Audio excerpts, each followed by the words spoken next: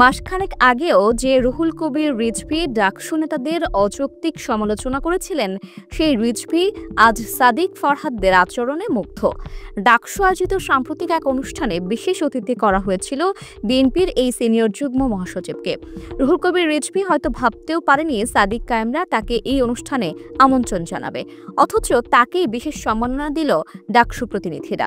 রুহুল কবির রিজভী অনুষ্ঠানে উপস্থিত হবার সাথে সাথে ভিপি সাদিক কায়েম গিয়ে হাত ধরে হেঁটে হেঁটে নিয়ে আসেন প্রবীণ এই রাজনীতিবিদকে। পরবর্তীতে স্টেজে ভাষণ দিতে ওঠার সময় ভিপি সাদিক কায়েম ও জিএস ফরহাদ রিজভীকে ধরে পৌঁছে দেন।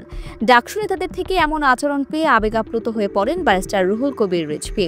হয়তো তিনি উপলব্ধি করতে পেরেছেন ডাকসুর নেতৃত্ব সঠিক হাতে গিয়েছে।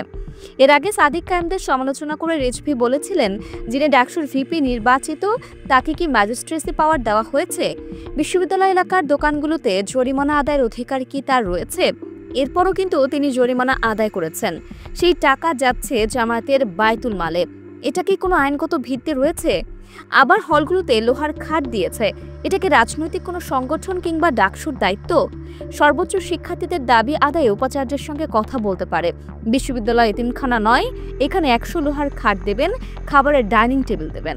তবে সম্প্রতি সাদিক কায়েমদের প্রশংসা করে রিজভী বলেছেন, ডাকসু যেভাবে আজ মুক্ত আলোচনার আয়োজন করছে, এটি বাংলাদেশের গণতান্ত্রিক পুনর্জাগরণের প্রতীক।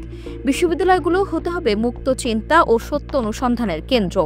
সার্বিকভাবে সবাই বলছেন, ছাত্র শিবির যেভাবে সমালোচকদেরও মন জয় করে নিচ্ছে, তাতে হয়তো আগামী ডাকসু নির্বাচনেও তারাই জয়ী হবে।